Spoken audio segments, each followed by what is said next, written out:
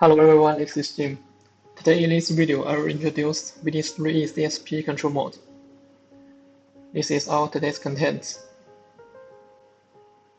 First, I will introduce what's CSP. CSP control mode means cyclist ignorance position mode. In this control mode, our upper controller, our PLC, will complete the position instruction planning and send the planted target position to our servo driver, and the servo driver will finish the motion itself. And here we will have a cycling time. We also call it ignorance time. Some advantage of this control mode. First, high precision, because due to the priority update of the instruction, the errors, following errors can be corrected quickly during the motion. And second is high response. Our servo are able to respond quickly to our controller instruction because of the small synchronization period. Here from this picture you can see the smaller the synchronization period, the better the control effect.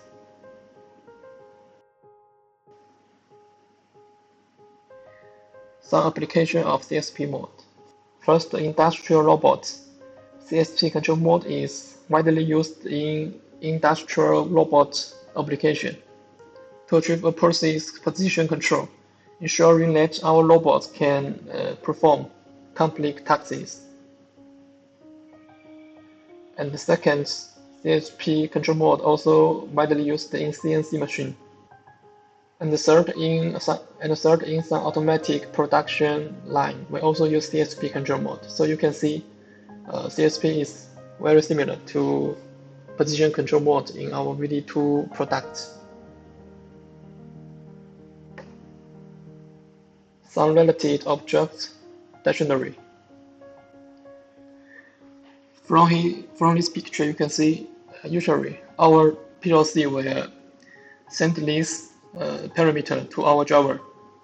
For example, to set the control mode, send the target position and the target velocity ratio to our driver, and our driver will feedback some parameter, for example, actual position, actual speed, or actual torque to our controller to get a closed loop control. Okay, here first object dictionary is 6060. This address is used to set the servo operation mode. Here you can see different number means different control mode. For CSP control mode, the number is 8.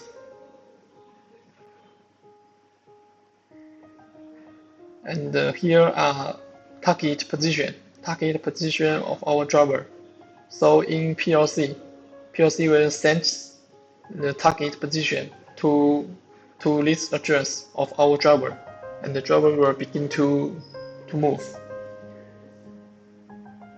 Here you can see the servo target position will be calculated by these two parameters.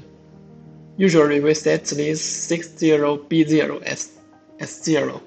So our 6078 is our target position. And here have some other parameters. This 6065.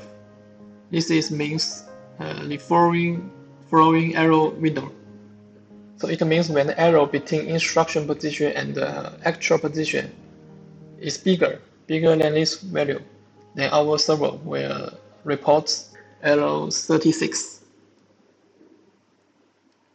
Okay, here 6091 means dual ratio, and here 0102, this two is, you can understand it as a sub parameter of this main parameter.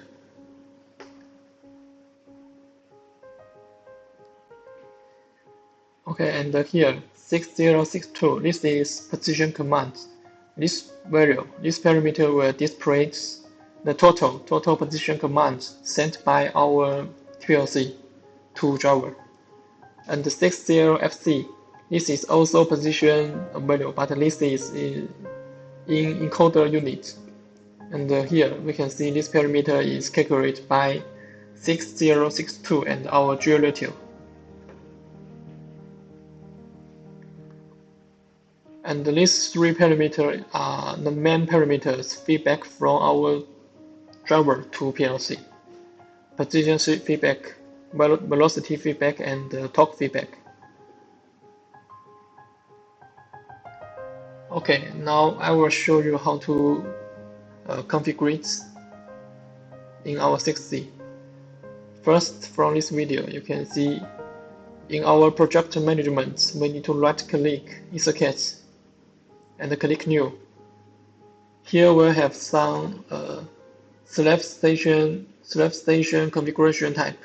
This is different because our server may have different firmware, but here you need to ensure the select firmware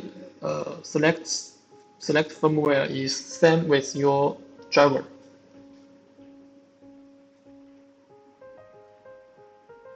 And here are some command function blocks used to control our VD3E in CSP mode.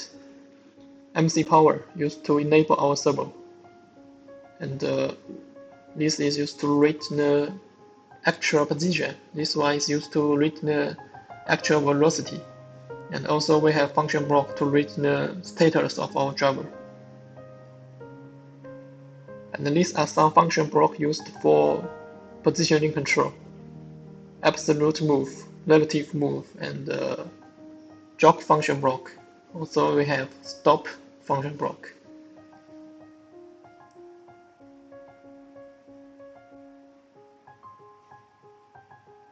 First here. Okay, here first we connect our PLC.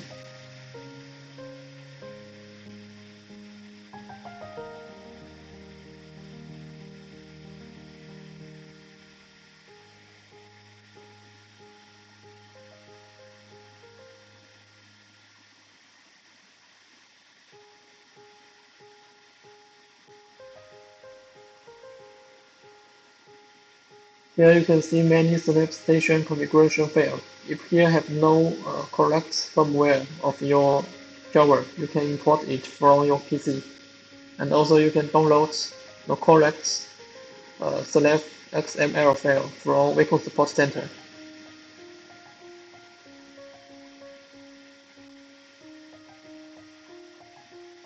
Here our driver have already in enable status, and this is the current position and the speed.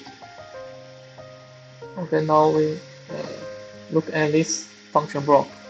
This is absolute move function block. Target position, target velocity, acceleration, deceleration. Here we execute this one. You can see it's running now.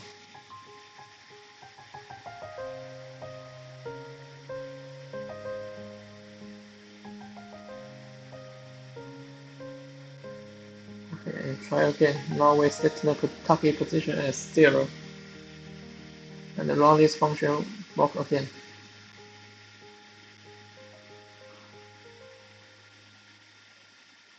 And here we can test move relative. We set the target position as 20 and set the velocity as 5.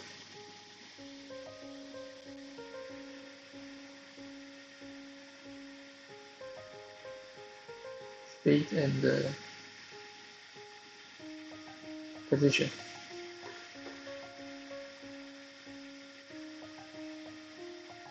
Here, jog function.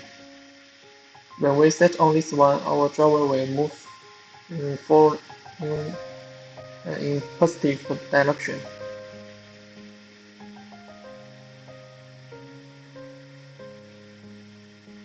Also, we can jog reverse.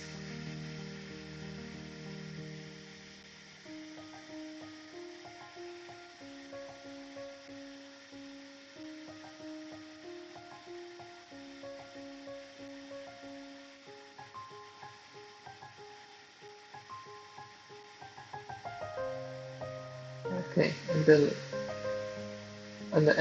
as for here you can see we don't need to configure those objects dynamically because this function block, for example, when you run this function block, our PLC will send this target position to this address,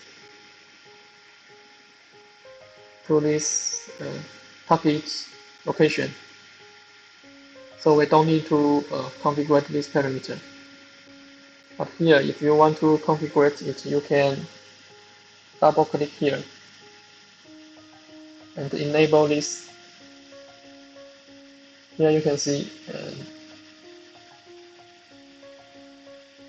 here already have the position, actual position. So in I/O mapping, you can map this parameter to variable. So here we can create a variable first.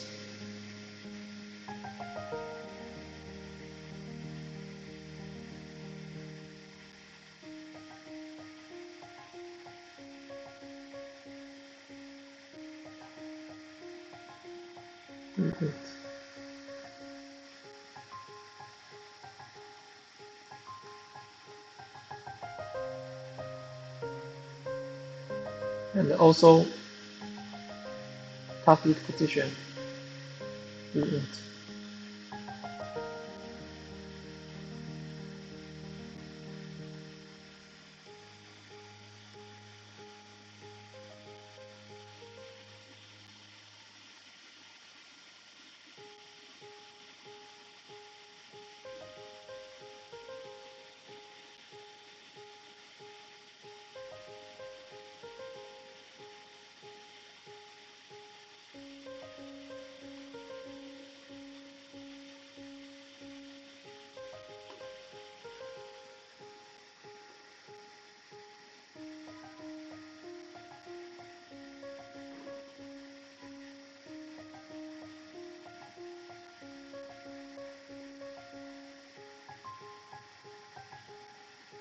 Here we can add these two to our variables window.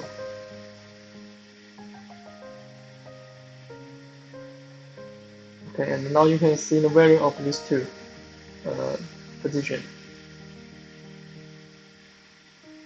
First, we want to absolute 0 position.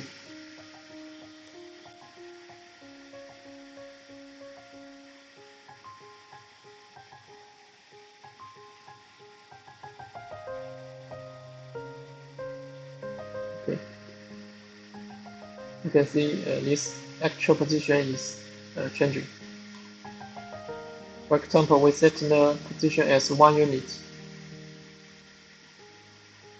This arrow means change this parameter during this function is in true status. So, but it doesn't matter. We run again. Here position 1 means 1 unit, and for default setting in axis configuration, 1 unit means 1 circle, of our driver. So you can see the position of our driver is this one. This is a 16-bit motor. Okay, and also in here you can map this other parameter to variable if you need it. This parameter is default value. If you want to monitoring or mapping some other function some other parameter, you can here and add other parameter you need. For example, when you want to check this value, you just need to add it.